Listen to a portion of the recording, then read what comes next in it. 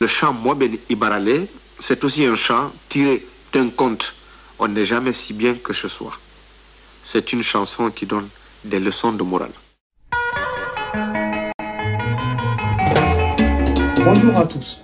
Et si je vous posais la question, quel est le premier pays africain à lancer un label musical? Comment et pourquoi ce label a été créé? Et qui était l'initiateur pour redorer la tradition de son pays? Vous voulez savoir l'histoire du premier label africain? Je devine déjà, parmi vous, certains vont nous parler des pays tels que l'Afrique du Sud, le Nigeria, le Sénégal, la Côte d'Ivoire, etc. Alors, pour savoir la réponse, prenez vos tabourets et restez assis devant votre écran. Let's go! Il était une fois, les pays africains ont participé à la libération de la France à la fin de 1945. Et quelques années plus tard, en 1958, le général de Gaulle est venu sur le sol africain, plus précisément à Brazzaville, au Congo. Et il a proposé deux choix entre la communauté ou l'indépendance totale. Le général a de nouveau exposé les principes de la future communauté, à laquelle chacun des peuples qui composaient hier l'Afrique française pourra ou non adhérer en recevant la responsabilité entière de se gouverner lui-même. Autonomie et communauté française ou sécession. Et cette visite du général de Gaulle en Afrique, c'était de renforcer les liens entre la France et ses colonies. À l'époque, il y avait plus de 800 élites sélectionnées par la France sur le continent africain. Parmi ces élites, nous avons les syndicalistes, les députés, etc. Mais vu la promotion du premier choix, c'est-à-dire la communauté, en offrant une nouvelle communauté entre la France et ses anciennes colonies. Et pourtant, comme je l'ai mentionné au début, le général de Gaulle avait proposé deux choix entre la communauté et l'indépendance totale. Mais l'objectif du général de Gaulle sur le continent africain, retenez bien, c'était de promouvoir la communauté. Les élites africaines à l'époque avaient une confiance aveugle au général de Gaulle. Alors la majeure partie de ces élites ont choisi la communauté. Le général de Gaulle cherche une terre française pour asseoir sa légitimité, et c'est au Tchad qu'il la trouve. Le gouverneur Félix Éboué est le premier à rallier la France libre et à lui offrir des moyens humains et matériels pour reconquérir la métropole. Et les élites qui ne voulaient pas adhérer à la communauté ont été la plupart assassinés avant les indépendances. On peut citer quelques-uns. Robert Ignobé du Cameroun, assassiné le 13 septembre 1958. Remplacé par Félix Roland Monnier, lui aussi, à son tour, a été assassiné par les services secrets français autour d'un thé. En déplacement à Genève pour acheter des armes, Félix Mounier a rendez-vous dans un café avec un certain William Bechtel, qu'il croit être un journaliste. Il s'agit en fait d'un membre des services secrets français. Après le rendez-vous, Félix Mounier s'effondre, terrassé par un mal mystérieux dont il ne se relèvera pas. L'enquête de la police suisse prouvera qu'il a succombé à une dose de thallium que William Bechtel a versé dans sa tasse de café.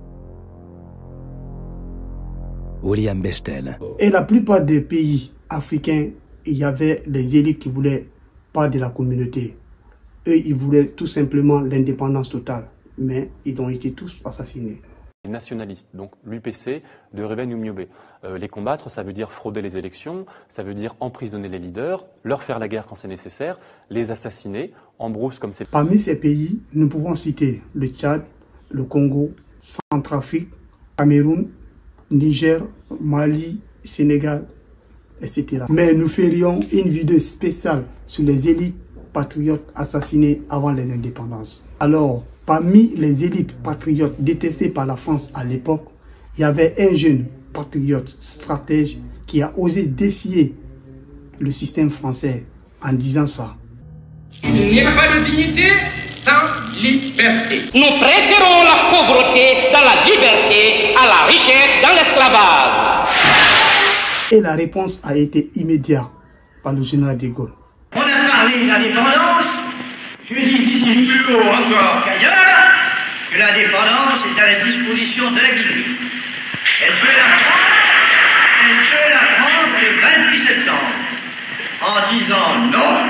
à la proposition qui lui est faite.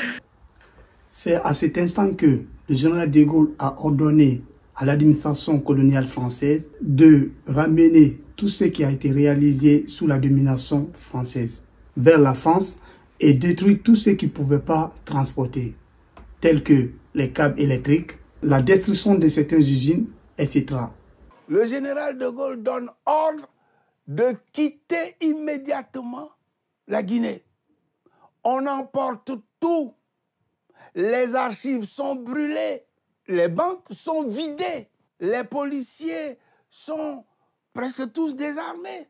Il n'y a plus rien. Selon certains mythes, qu'après la conférence, c'est-à-dire la rencontre entre le général de Gaulle et le jeune syndicaliste à l'époque, le général de Gaulle avait oublié son képi sur la table.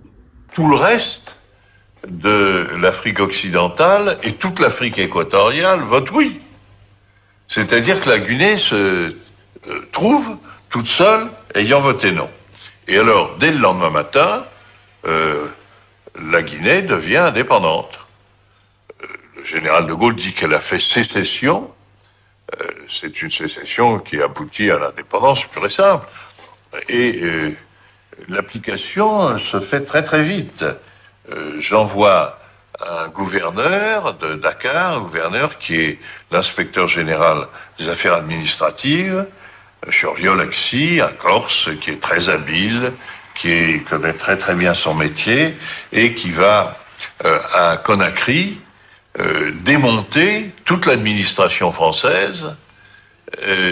C'est sa seule mission, c'est de démonter toute notre administration.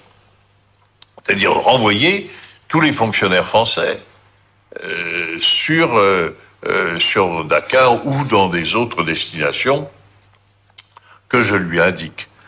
Et cela se fait très très vite. Naturellement, l'armée part tout de suite, l'administration part tout de suite. Sékou Touré se plaint d'ailleurs de cette rapidité, ce qui est quand même un peu absurde. Il voulait l'indépendance, il l'a. Même les cadres français qui étaient là au poste de télécommunication sont partis avec tous les schémas. Donc nous nous trouvions là devant un central téléphonique, ne connaissant pas, n'ayant pas la nomenclature des pièces détachées, n'ayant pas les schémas du réseau souterrain ou aérien, à l'énergie c'était pareil, etc., etc. Des archives enlevées. À l'époque, j'avais une caméra derrière moi. De mon bureau, j'habitais à côté du...